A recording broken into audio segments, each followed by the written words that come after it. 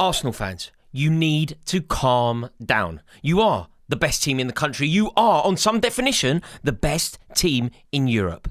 But weirdly, some sort of an anxiety is taking hold of the club, taking hold of the fans, taking hold of the players, where there should be confidence and genuine belief. It feels like there is this anxiety that is actually bleeding into anger. Now, I can rationalise the anxiety. You've been there, you've done it, you've finished second 3 times in a row. I get where it's coming from.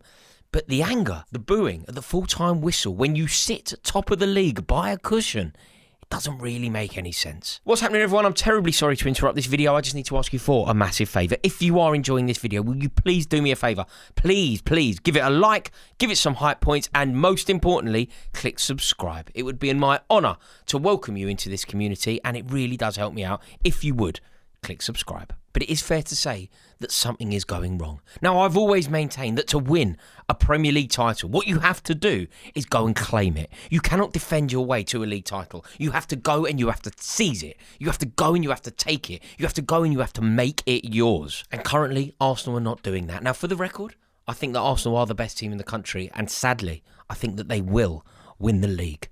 But I also believe that Mikel Arteta, to guarantee it, needs to be a little bit more adventurous. Now, the language that I've chosen to use there is deliberate. Needs to be a little bit more adventurous. It is specific and it is precise. A little bit more adventurous. I'm not saying that he needs to be cavalier. I'm not saying that he needs to be gung-ho. I'm saying that he just needs to take the shackles off a touch. Now, we know Mikel Arteta, and we know that that kind of adventure doesn't come naturally to him. We know that the delicate balancing act between all-out attack and gung-ho football and a dreamy 1-0 to the Arsenal is something that he treads very finely. We know that on those very delicate scales of attack versus defence, Mikel Arteta has often got it wrong and been a little bit too negative. However, against Arsenal, he and his players, I felt like they got it all wrong. The balance went totally out the window. Mikel Arteta threw caution to the wind, which is so alien to his nature. In the first half, Arsenal were too cautious. They allowed Manchester United to believe. They allowed Manchester United to get back into the game. They allowed Manchester United, their fans, in that corner at the Emirates, to truly believe that the victory was there for the taking. And the reason that they thought that was because Arsenal were not on the front foot enough. But then, in the second half, Arsenal went wild. A quadruple substitution after 58 minutes. All-out attack. Gung-ho football. Liquid stuff. It was so not in keeping with Arsenal traditions, Mikel Arteta. It was Ozzy Ardiles at Tottenham. Do you remember when they had those 5 attackers, the famous 5? Dumitrescu, Popescu, Klinsmann, Sheringham, Barmby. It was that. It just didn't make sense. A quadruple substitution is quite often reckless. A quadruple substitution is wild from Arteta. It's gung-ho, it's out of control, and it is totally uncharacteristic. It is totally not what we know of Mikel Arteta. I used the word already, but I will reiterate it. Reckless. To completely restructure a midfield when the game is in the balance against a very good and resurgent Manchester United team. A Manchester United team who, in Bruno Fernandes, have one of the best midfielders in Europe. To totally restructure their midfield, to take off their captain, however ineffective you thought he was, to remove Martin Odegaard in that circumstance. It felt off. Now, Zubimendi obviously wasn't having a particularly good game. He was at fault for one of Manchester United's goals. But he is a controlled, measured and experienced footballer. And again, reimagining your midfield without him in it. Reimagining your midfield without your captain in it. In a game against Manchester United at home. Arteta got this wrong. Now, it's a weird conversation to have, and it's a really difficult point for me to articulate, because I've been saying that Arsenal need to be more risk-averse. I've been saying that Arsenal need to be risk-takers. They need to go and they need to claim a title. They need to go and they need to make it their own. You cannot defend your way to a league title. But this, to me, it just felt one step too far. Look, maybe it was off the back of some of the angst around the forward line. Maybe it was off the back of some of the angst around the 2 consecutive goalless draws prior to the defeat against Manchester United. There was that Jamie Carragher clip that I thought was really interesting. Jamie Carragher made his team of the season, and it wasn't a particularly controversial team of the season. I think he got it bang on. But amazingly, Arsenal are the best team in the country. Arsenal are the best team in Europe. Arsenal sit top of the league. They sit top of the Champions League. And yet, in Jamie Carragher's team of the season so far, there wasn't one Arsenal player in the forward-thinking capacity. Now that tells us something about Arsenal, doesn't it? It tells us about their brilliance at the back. It tells us about their elite level goalkeeper. It tells us about their dominance in midfield. But it also tells us that it isn't controversial at all, if building a Premier League team of the season so far, to leave out all of Arsenal attackers. So with that in mind, I think that Mikel Arteta decided to take the handbrake off, decided to go and win the game against Manchester United in the most dramatic of circumstances. But what Mikel Arteta actually achieved was a removal of balance and possibly cost his team a point. Now, I don't like playing these games, but hypothetically, if Zubimendi was still on the pitch, does Matheus Cunha find himself in acres of space? Possibly not. And if he doesn't, Arsenal possibly secure themselves a point and not losing at home. It feels so much bigger.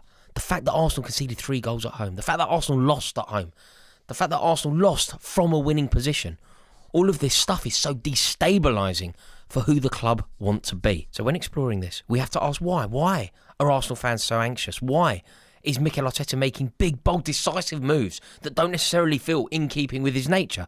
Is it because of past experiences? Are Arsenal fans in the stadium so anxious because of what's happened previously when they've gone head-to-head with Manchester City? Is Mikel Arteta perhaps affected by the words of Manchester City players? Remember, Rodri spoke, didn't he? And Rodri said, after a game, when would it have been, 2023? Rodri actually said that only one team wanted to win the game. I've just looked it up. It was off the back of Manchester City winning the league in 2024. Rodri was interviewed and he said that the difference between the two teams was when they met in the previous March, only one team wanted to win the game. The other team wanted to draw the game. And maybe that's what the difference is. Maybe Arteta suddenly didn't find the value in a draw at home to a Manchester United team that are quite beatable this season. Maybe he just thought, we have to get the victory. We've drawn 2 games. We've drawn the last 2 games. We're struggling to score goals. We need to go and beat Manchester United and make a statement at home. And maybe that's affected his decision-making. Maybe the emotion of the situation has taken over. Maybe that's why Arsenal fans in the stadium are feeling so emotional, so drawn, so invested because of what's gone before. But they need to calm it. I think that the trepidation from the North Bank, the trepidation from the clock end is bleeding into the players.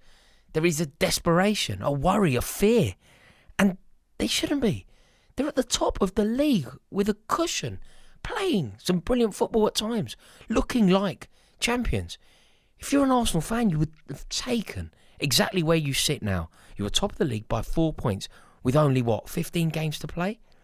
It's a dream come true. It isn't a reason for anxiety. And on some level, you have to feel for Arteta. Had it changed, had it gone differently, had Mikel Merino come on, Eberechi Eze come on, Victor Gyökeres come on and won the game, we would now be talking about the brilliant, bold, decisive move that Mikel Arteta has made, the way that he is steering his team towards a title. I think that sort of decisive tactical decision is the kind of thing that Arsenal fans have wanted from Arteta. But this is the problem with management. You live and you die by your decisions working. And ultimately, when the decision doesn't work, it doesn't look good. And because Manchester United won the game, because Arsenal were beaten at home for the first time this season, we're looking at the fixture and we're saying, he got it wrong. We're looking at the fixture and we're saying that quadruple substitution was totally destabilising. And it was, wasn't it? You can't lurch from one philosophy to another. Arsenal went from completely defensive, prioritising defence, prioritising not losing the game, to suddenly just being totally desperate to win it, almost regardless, almost like it was a cup final. Like the 15 to 20 minute period off the back of that quadruple substitution, it was a basketball game. That's not how Arsenal play. Arsenal exude control. They stifle the opposition. They are patient predators. And it just didn't go that way. But their fans just need to calm it. I think the players need to calm it. We saw that moment from Declan Rice recently, didn't we? Do you know when he was swearing off the back of a draw? He was saying every time. It was that amount of emotion that was on display for the public to see that was just so unnecessary. Now, for the record, I think Rice is top class. Absolutely brilliant.